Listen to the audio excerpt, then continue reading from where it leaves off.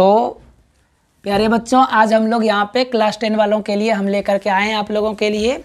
यहाँ पे हम लेके आए हैं बच्चों कि आपका जो क्लास 10 के बिहार बोर्ड के एग्जाम में जो पूछे जाते हैं, आपका क्या पूछा जाता है बच्चों, तो आपसे जो है एग्जाम में, हिंदी के एग्जाम में आपसे पूछे जाता है कि लेखक का नाम और उसका जन्म और मृत्यु पूछा जाता है। ठीक है, तो आज के इस क्लास में हम लोग देखेंगे कि लेखक का नाम और उसका कौन सा उसकी शीर्षक है और उसका जन्म क्या है और मृत्यु क्या है, और वो भी बच्चों एक बेस्ट ट्रिक के साथ हम इसे समझने की कोशिश करेंगे।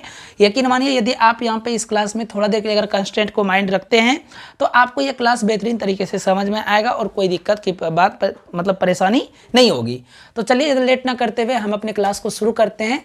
तो सबसे पहले जैसा कि आप लोग यहाँ पे देख पा रहे हैं, ये हमारा पाठ का नाम है और आपके जो इस बुक में जो है बच्चों टोटल कुल मिलाकर के 12 शीर्षक आते हैं। कितने आते हैं?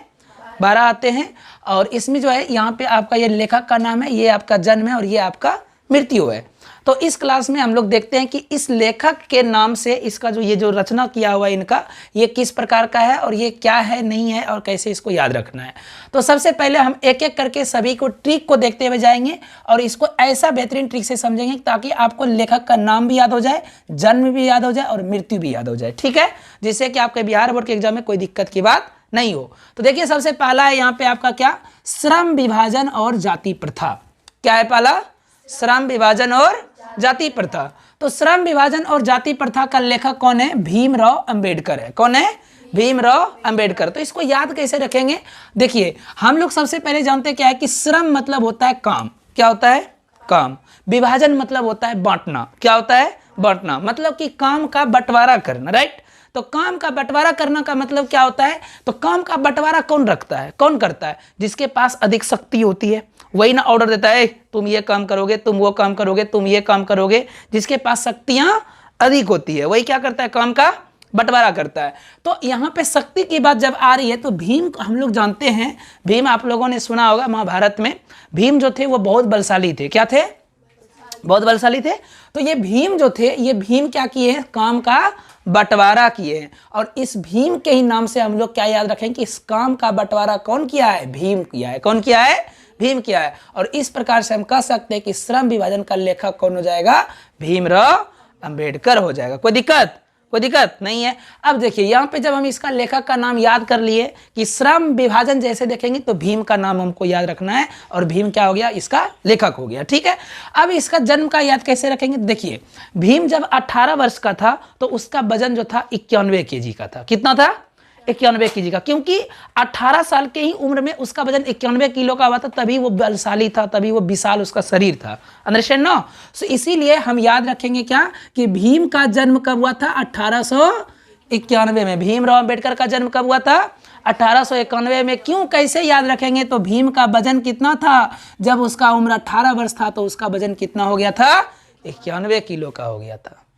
ठीक है। और एक बात यहाँ पे सबसे सटीक गौर करने की बात यह है कि हम लोगों को देखना क्या है कि जन्म जितना भी लेखक का हुआ है, सिर्फ 3 लेखक का जन्म को छोड़ करके बाकी सभी लेखक का जन्म जो हुआ है वो 1900 में ही हुआ है। किसमें हुआ है? 1900 में। और वो 3 लेखक कौन कौन है? तो एक हो गए आपके भीमराव अंबेडकर, दूसरा हो गया मैक्स मुलर, तीसरा हो गया महात्मा गांधी। बाकी जितने भी लेखक है सभी का जन्म 1900 में हुआ है। तो हमको जैसा लग रहा है कि हमें सिर्फ ये लास्ट का ही 2 अक्षर को याद करना है। ठीक है ना? बाकी सब लेखक का वही 1800, 1900, 1800, 1900 और 1800 तो सिर्फ 3 लेखक का ही है। कौन कौन है? भीमराव अंबेडकर, मैक्स मुलर और महात्मा गांधी। 3 लेखक का जन्म का नाम के जन्म के आगे में 1800 लगेंगे, बाकी सबके आगे में 1900 लगेंगे। तो हमें सिर्फ ये 2 अक्षर को देखना है। तो यहां से समझ में आ गया होगा भीमराव अंबेडकर का जन्म कब हुआ है? 91 में। दूसरी बात, अब मृत्यु को कैसे याद रखेंगे? तो देखिए मृत्यु को याद रखने का क्या ट्रिक है? तो कोई भी व्यक्ति जो होता है जब वो 56 वर्ष तक रहता है तभी तक उसका शरीर में शक्ति रहता है भीम के जैसा। राइट ना? उसके बाद वो बुढ़ापे की ओर जाते हैं और बुढ़ापे की ओर जाते हैं तो उसकी शक्तियां भी क्या होने लगती है? खत्म होने लगती है। मतलब शरीर आपका भीम के तरह है, लेकिन जब आपका उम्र 56 वर्ष हो जाता है तो आपका भीम वाला शक्ति क्या होने लगता है? खत्म होने लगता है। राइट ना? इस प्रकार से आपको क्या याद रखना है? भीमराव अंबेडकर का जन्म 1891 और मृत्यु 1956 ईस्वी को हुआ है। कोई दिक्कत नहीं है। उसके बाद चलते हैं हम लोग दूसरे स्टेप में। दूसरा हमारा क्या है? 20 के दांत। क्या है? 20 के दांत। अब देखिए 20 के दांत, इसका देखिए कैसे हम लोग ट्रिक को याद रखना है। तो 20 का दांत, 20 का दांत किसका होता है? मतलब आंख जो होता है, विष किसको होता है, किसके दांत में होता है, सांप के दांत में। किसके दांत में होता है? और सांप का आंख कैसा होता है? नीला होता है। कैसा होता है? तो विष का दांत मतलब, विष का दांत मतलब कौन हो गया? सांप। कौन हो गया? और सांप का आंख कैसा होता है? नीला होता है। तो इस नीला से क्या याद रखेंगे? नलिन विलोचन शर्मा। क्या याद रखेंगे? नलिन विलोचन शर्मा याद रखेंगे। ओके ना? अब देखिए, अब नलिन विलोचन शर्मा क्या हुआ? अब यहाँ पे एक चीज और ध्यान में रखना है कि जब किसी भी लड़की का उम्र 16 साल होता है ना, कितना साल होता है? 16 साल, तो उसको ना एक जहरी मतलब उसको कहा जाता है एक जहर की तरह वो हो जाती है। क्या हो जाती है? विष कन्या भी कहा जाता है उसे। क्या कहा जाता है? विष कन्या। मतलब नहीं समझे? जिस लड़की का उम्र 16 साल हो जाता है ना, उसको एक मतलब हमारे जो पूर्वज लोग जो थे, राजा महाराजा जो थे, उनका कहना था कि बहुत सारे राजा जो थे ना, वो विष कन्याओं का प्रयोग क्या करते थे। विष कन्या का मतलब ये हुआ कि राजा क्या करते थे, बहुत सारे लड़कियों को रखा करते थे, है ना। अगर किसी से उसको युद्ध करना होता था तो लड़का वो क्या करता था, राजा क्या करता था, उसके सामने में वो लड़कियों को जाके भेज देते थे, ठीक है। और वो लड़कियां जो थी उसको राजा को किसी तरह से अपने जाल में फंसा करके, मोहमाया के जाल में फंसा करके उसको हरवा देते थे। तो वो लड़कियों को नाम रखा गया था विष कन्या। क्या रखा गया था? और वो विष कन्या कब से स्टार्ट होती है? उसका उम्र कितना रहता है? 16 वर्ष। कब से होता है? 16 वर्ष। तो इस प्रकार से हम कह सकते हैं कि उसका जन्म कब हुआ था? 1916 में। कोई दिक्कत नहीं है। अब देखते हैं, अब हम आते हैं फिर से वापस अपने सांप पे। जब भी कभी सांप काटता है ना, तो उसका एक नेचुरल हैबिट होता है। हैबिट क्या होता है? सांप काट के पलटता है। हम कई बार बता भी चुके हैं क्लास में। सांप काट के क्या होता है? पलटता है। और जब कभी सांप काट के पलटेगा तभी उस व्यक्ति के अंदर में उसका जहर पहुंचता है, ठीक है ना। तो इस कारण से हम क्या याद रख लेंगे कि 16 को उसका जन्म हुआ है, तो उसका उल्टा क्या हो जाएगा? 1961। मतलब 16 को खाली पलटा देंगे, 1 पर 6 को 6 पर 1 कर देंगे, राइट ना। क्योंकि सांप क्या होता है? काटने के बाद पलट जाता है। इसलिए हम लोग क्या याद रख लेंगे? 20 का दांत का लेखक कौन हो गया? नलिन विलोचन शर्मा। और जन्म 1916 और मृत्यु 1961। एक बार आंख बंद करके पूछे हम दोनों का, ठीक है। तो बताइए, भीमराव अंबेडकर का मृत्यु 1956। जन्म कब हुआ था? 1891, ठीक है ना। नलिन विलोचन शर्मा का कौन क्या लिखा है? इनका क्या लिखा हुआ है? विष के दांत। विष के दांत। और इनका जन्म कब हुआ है? 1916। कब हुआ है? याद रखने का ट्रिक याद रहेगा, याद रखने का ट्रिक रहेगा ना, कोई दिक्कत नहीं है। मृत्यु का भी याद रखने का ट्रिक हो जाएगा, कोई दिक्कत नहीं है, नहीं है। तो अब हम लोग चलते हैं तीसरे क्वेश्चन पे। तीसरा देख लेते हैं। तीसरा क्या है? भारत से हमने क्या सीखा? भारत से हमने क्या सीखा? तो बबुआ, जब भी कोई व्यक्ति भारत में आते हैं या भारत मतलब यहाँ पे अपना वो करते हैं, भ्रमण करते हैं, तो मैक्सिमम लोग जो होते हैं वो कुछ ना कुछ भारत से सीखते हैं। क्या करते हैं? सीखते हैं। मैक्सिमम लोग भारत से कुछ ना कुछ सीख के जाएंगे। तो मैक्सिमम लोग सीखेंगे तो क्या याद रख जाएगा? मैक्सिमम से मैक्स मूलर। क्या याद रखेंगे? क्योंकि भारत जो भी आएगा वो मैक्सिमम लोग कुछ ना कुछ सीख के जाएगा। हमारे भारत की संस्कृति सभ्यता ही ऐसी है कि भारत अगर वो आए हैं तो वो भारत से मैक्सिमम लोग सीख के जाएंगे। इससे याद क्या हो जाएगा हमको? भारत से मैक्स मूलर। क्या हो जाएगा? मतलब भारत से हमने क्या सीखा का लेखक? Max Muller. Any problem? No. अब देखते हैं इसका क्या होता है जन्म।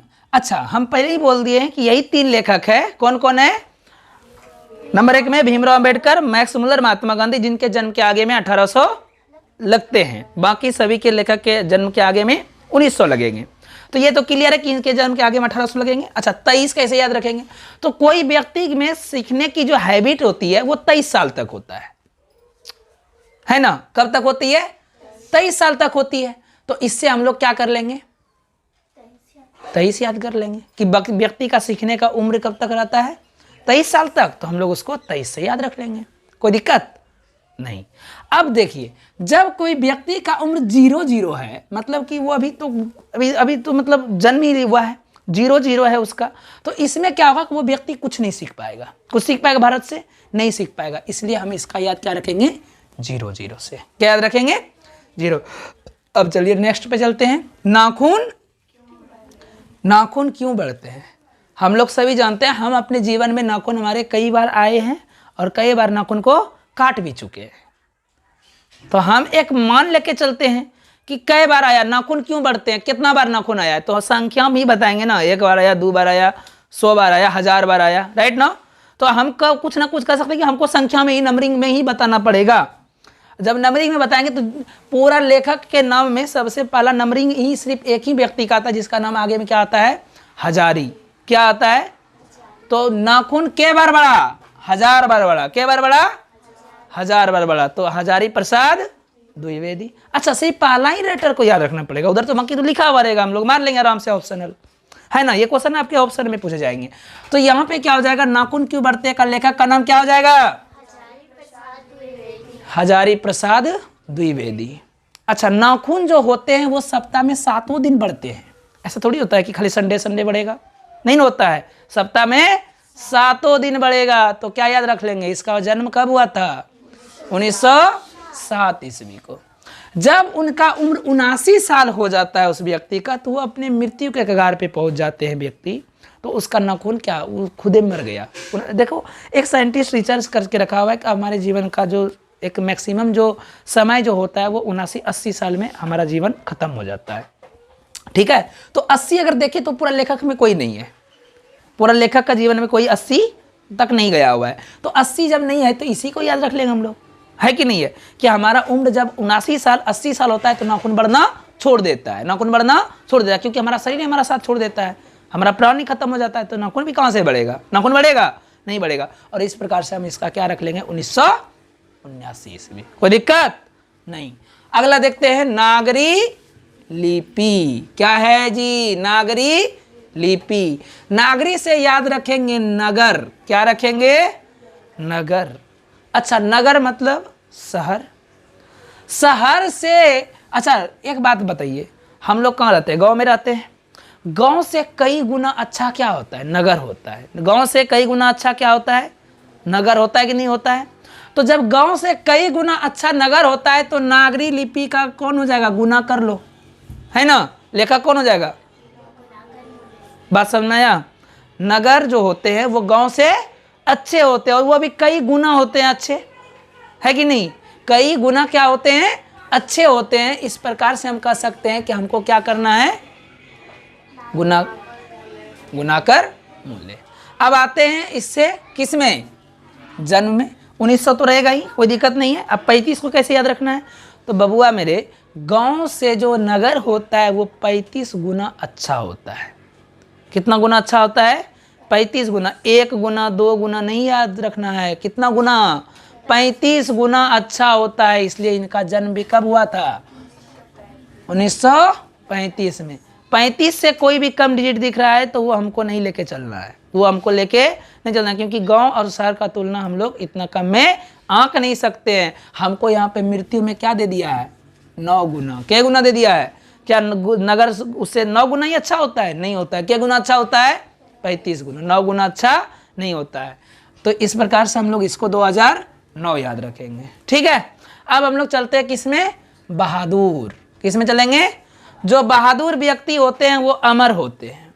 वो क्या होते हैं, अमर होते हैं। जो बहादुर व्यक्ति होते हैं वो क्या होते हैं, अमर होते हैं। मतलब बहादुरों की गाथा जो होती है वो सब दिन गाए जाते हैं।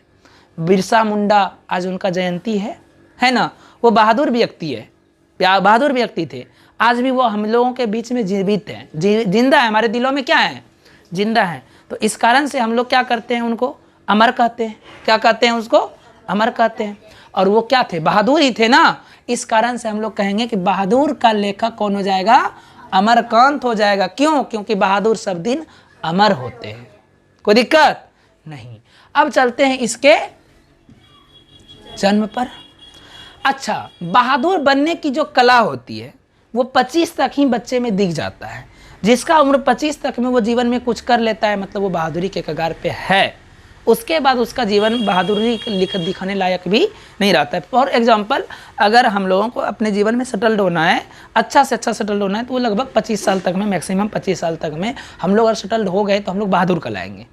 क्या कहलाएंगे, बहादुर कहलाएंगे। मतलब कोई अगर अपना प्रतिभा को जागरूक करना है तो हमें 25 साल तक में ही प्रतिभा को जागरूक करना होता है, राइट ना। इसलिए हम लोग क्या याद रखेंगे, 1925, मतलब 25 साल तक में बहादुरी को हमको अपना कला को दिखाना पड़ता है ना। अरे कई सारा ऐसा व्यक्ति है जो कि मतलब कि हो गए हैं, सेटल्ड हो गए हैं, जो 25 साल के कम की उम्र में भी क्या हो चुके हैं, सेटल्ड है वो लाइफ में। क्या 14 साल की उम्र में सेटल्ड होगा? 14 साल की उम्र में अब व्यक्ति किशोरावस्था में रहता है, वहाँ से किशोरावस्था उसका चालू, मतलब किशोरावस्था में शुरुआत करता है वो, उसके पहले तो वो बाल अवस्था में रहते हैं। कहाँ रहते हैं? मतलब कि बहादुर बनने के लिए कम से कम उम्र 14 साल से ही स्टार्ट होता है। कहाँ से स्टार्ट होता है? 14 साल से कहाँ तक? 25 तक। कहाँ तक? तो इस प्रकार से हम लोग क्या याद रखेंगे, 1925 में उनका जन्म, 1925 में उनका 14 साल तक, 14 साल से शुरुआत होती है, तो 2014 में उनका मृत्यु। किनका? अमरकांत जी का, है ना। कोई दिक्कत नहीं ना। अच्छा, अगला क्या है, परंपरा का मूल्यांकन। परंपरा से याद रखना है, हमारा देश, हमारा जो भारत जो देश है, यहाँ पे परंपरा का बहुत बड़ा मूल्यवान है ना। मूल्य मतलब इसका बहुत बड़ा मूल्य है, अमूल्य है परंपरा। यहाँ के संस्कृति, सभ्यता, परंपरा की अगर बात करें तो वो काफ़ी सदियों से चली आ रही है ना। और इस चीज़ों को अगर हम देखें तो एक राम भगवान थे हमारे, जिन्होंने परंपरा को एक अच्छे तरीके से निभाए, है ना। पिता का क्या आदर होता है, माता का क्या आदर होता है, एक भाई का प्रेम क्या होता है, दुश्मनों के साथ कैसा स्नेह करना है, कैसा व्यवहार करना है, ये सारे परंपरा को किसने निभाया? श्री राम प्रभु, आदि पुरुष, है ना। उनको आदि पुरुष भी कहा जाता है श्री राम जी को। तो हम कह सकते हैं कि परंपरा को निभाने में सक्षम कौन रहे? राम। कौन रहे? तो इनसे क्या याद रखेंगे? रामविलास शर्मा। क्या याद रखेंगे? Have you any problem? No. So परंपरा का मूल्यांकन का लेखक कौन हो गया बबुआ? ऑप्शन मिलेगा तो खटाखट मार दोगे ना, कोई दिक्कत है? नहीं है, ठीक है। अच्छा, देखते हैं अब यहाँ पे देखते हैं हम लोग परंपरा का मूल्यांकन का जन्म कब हुआ था, देख लेते हैं। रामविलास शर्मा जी का जन्म कब हुआ था, ठीक है ना।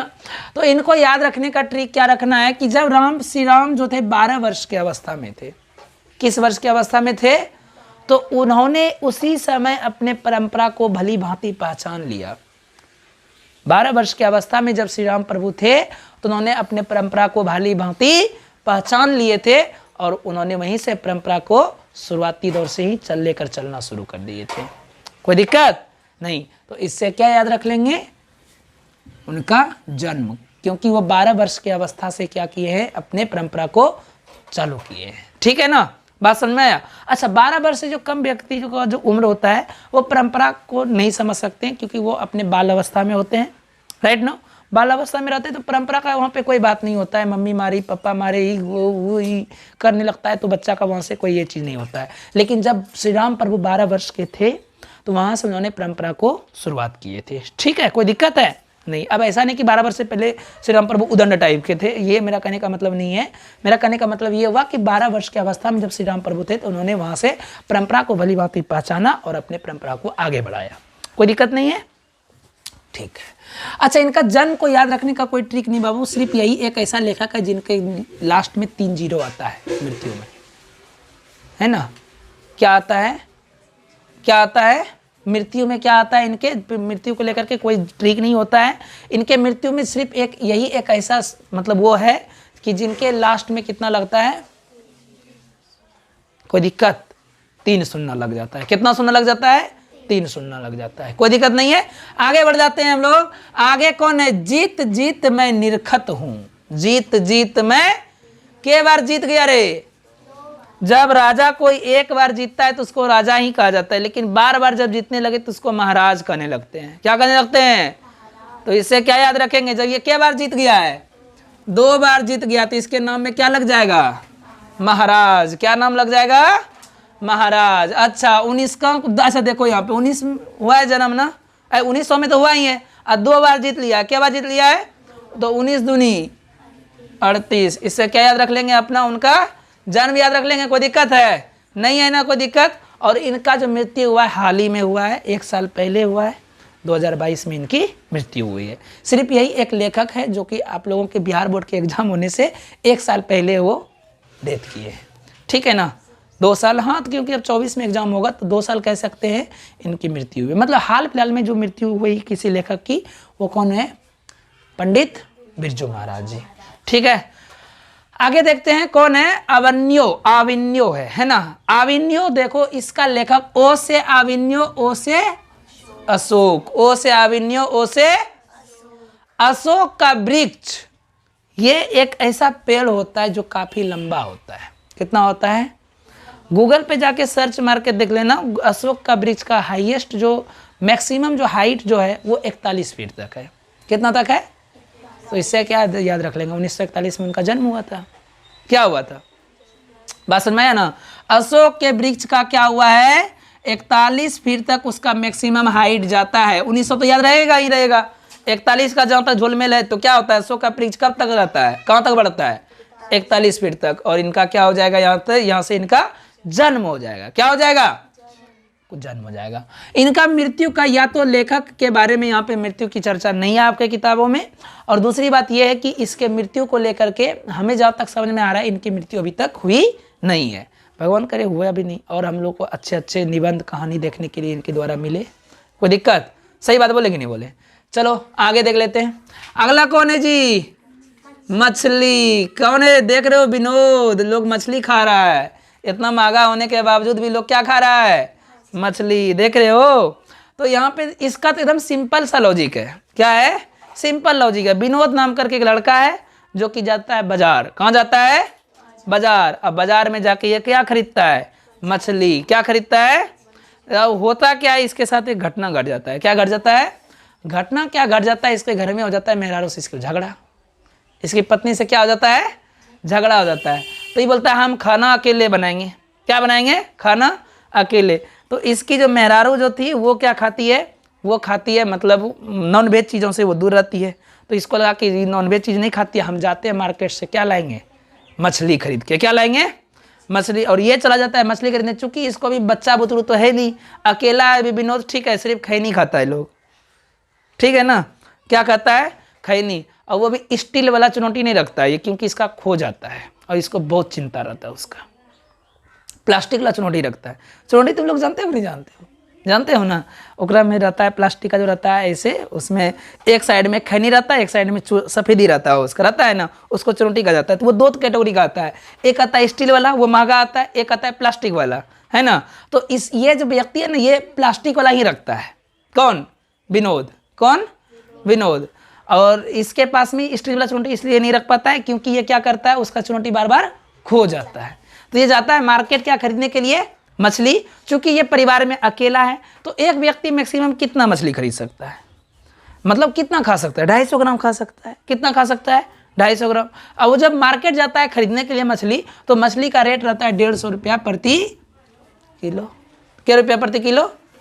अच्छा, ये 250 ग्राम खरीदेगा, मतलब हमको किससे डिवाइड करना है? 4 से, क्योंकि इसको पैसा देना है 250 ग्राम का ही।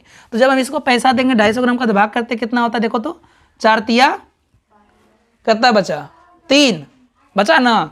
4 सते 28, 4 दून 28, 2 बचा, 4 पंचे 37.5 रुपया। 50 पैसा ही देगा। तुमको लग रहा है इतना कंजूस आदमी जो कि चुनौती नहीं रख पा रहा है बढ़िया वाला, वो 50 पैसा देगा? नहीं देगा ना। कैट का देगा वो? देखो 1937 से इसका जन्म है। क्या है इसका? 1937 में इनका जन्म हुआ है, ठीक है ना। तो इससे याद रहेगा 1937 में इनका क्या हुआ है? विनोद का क्या हुआ है? जन्म हुआ है ना, ठीक है ना। और एक ट्रिक है, ठीक है ना। ट्रिक क्या है? मछली खरीदने के लिए, जब मछली कोई व्यक्ति खरीदने के लिए जाएगा तो उसको पैसा देना पड़ता है। क्या देना पड़ता है? पैसा मतलब क्या? शुल्क देना पड़ता है ना। शुल्क से हम याद रखेंगे शुल्क, है ना। शुल्क याद रखेंगे लोग, कोई दिक्कत नहीं है। तो ये भी कह सकते हैं मछली खरीदेगा बाबू तुमको शुल्क देना पड़ेगा। क्या देना पड़ेगा? शुल्क देना पड़ेगा। शुल्क है तो यहाँ विनोद कुमार शुल्क यही अकेले है, कोई दिक्कत? यही एक राइटर ऐसा है जिसके नाम के लास्ट में शुल्क लगा हुआ है। मछली खरीदने में ही हमको शुल्क का प्रयोग करना पड़ता है, इसलिए हम लोग यहाँ पे इसको इस ट्रिक से भी याद रख सकते हैं, कोई दिक्कत नहीं है। अगला क्या है रे? नौबत खाने में इबादत, है ना। नौबत खाने में इबादत। अब यहाँ पे क्या होता है कि 9 व्यक्ति को, कितना व्यक्ति को? 9 व्यक्ति को खाने में इबादत मतलब होता है इनविटेशन करना, राइट, ठीक है ना। क्या होता है मुस्लिम लोगों में? इबादत, दावत होता है लोग। तो 9 लोगों को खाने के लिए हम निमंत्रण दिए हैं। क्या दिए हैं? निमंत्रण दिए हैं, ठीक है। और जब वो नौवें व्यक्ति को हम बुलाएं, मिश्री खिलाएं। क्या खिलाएं रे? मिश्री। क्या खिलाएं? मिश्री। तो इससे क्या याद रखेंगे? यतेंद्र मिश्र। क्या याद रखेंगे? यतेंद्र मिश्र। ठीक है ना। उस 9 व्यक्ति को बुलाएं और खिलाएं मिश्री। क्या खिलाएं? और सबको 7-7 गो मिश्री दे दिए। क्या गो मिश्री दे दिए? 7-7 गो मिश्री। तो यहाँ क्या हो गया? 1977 इसका क्या हो गया? जन्म हुआ कि नहीं हुआ? बात समझ में आया? उसके बाद ये तो ढोल से ढोल भी बता देगा यार, इसके बारे में अब कौन नहीं जान पाएगा। देखो इसको ऐसे याद रखना है, शिक्षा और संस्कृति सबसे, देखो हमारे देश में शिक्षा और संस्कृति को अगर कोई उस समय में जोक के रखा जब हमारा शिक्षा संस्कृति चौपट होने वाला था, क्योंकि जब हमारे देश में अंग्रेज आए थे शासन करने के लिए, क्या आए थे? शासन करने के लिए, तो वो सबसे पहले हमारी शिक्षा और संस्कृति को ही चौपट कर रहे थे, है ना। तुम देखो आज हमारे देश में, हालांकि बहुत दूर तक हद तक कर भी दिए थे, लेकिन धन्य हमारे देश के वो वीर जवान लोग जिन्होंने उस अंग्रेज को धूल चटा के यहाँ से भगाए। तो उसमें से महत्वपूर्ण भूमिका किनका रहा है? हम कह सकते हैं, ऐसा कहना गलत भी होगा कि क्योंकि महत्वपूर्ण भूमिका सिर्फ महात्मा गांधी का ही नहीं है, हर एक वो व्यक्ति का है जिसके खून से हमारा माटी सींचा और हमारा देश आज़ाद हुआ है। वो हर एक व्यक्ति का है। बहुत सारे व्यक्ति का तो ऐसा भी हुआ कि जिसका हम लोग नाम तक नहीं जान पा रहे हैं। क्या लग रहा है कि सिर्फ ही जो हम लोग गिने चुने जो 10-20 गो का नाम जानते हैं स्वतंत्रता सेनानी, क्या वही लोग भाग लिए थे? हर एक घर से हर एक बेटा, हर एक बाप लाठी लेके खड़े थे अंग्रेज के खिलाफ, लेकिन उनका नाम तो नहीं आ पाया है, इतिहास में नाम उनका नहीं आ पाया। लेकिन हम कह सकते हैं वो सभी का भागीदारी इसमें बराबर का है। क्या है? बराबर का है। लेकिन कह सकते हैं कि संस्कृति और शिक्षा को जोक के रखने वाले उस समय में कौन थे? महात्मा गांधी थे। कौन थे? महात्मा गांधी थे।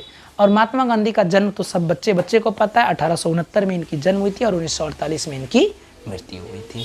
तो कैसा लगा ये क्लास तुम लोगों को? अच्छा लगा? तो अब तुम लोग, हम उम्मीद करते हैं कि जो है क्लास अब ओवर कर दो। ठीक है, हम फिर से मिलते हैं एक न्यू वीडियो के साथ में। तो बच्चों, अगर आपको ये वीडियो मेरा पसंद आया हो, अगर ये आपको मेरा क्लास पसंद आया हो तो इसे लाइक कर दीजिएगा।